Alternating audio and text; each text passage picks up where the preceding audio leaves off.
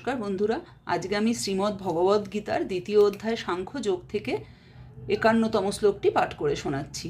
আমার নতুন বন্ধুরা আমার চ্যানেলটিকে সাবস্ক্রাইব করে প্লিজ আমার সঙ্গে থেকো। ভগবান শ্রীকৃষ্ণ অর্জুনকে বলছেন, কর্মজম বুদ্ধিযুক্তা হি ফলম তত্ত্বা মনীষিণঃ জন্মবন্ধ বিনির্মুক্তঃ পদম গচ্ছন্ত নাময়ম। হে অর্জুন, নিষ্কাম কর্মযোগী মনীষীগণ কর্মজাত ফল ত্যাগ করিয়া জন্মরূপ বন্ধন হইতে মুক্ত হন এবং সর্বপ্রকার উপদ্রবরহিত ব্রহ্মপদ লাভ করেন।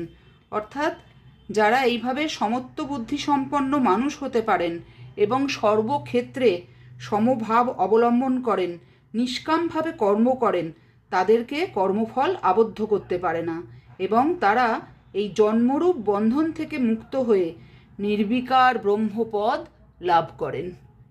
নমস্কার।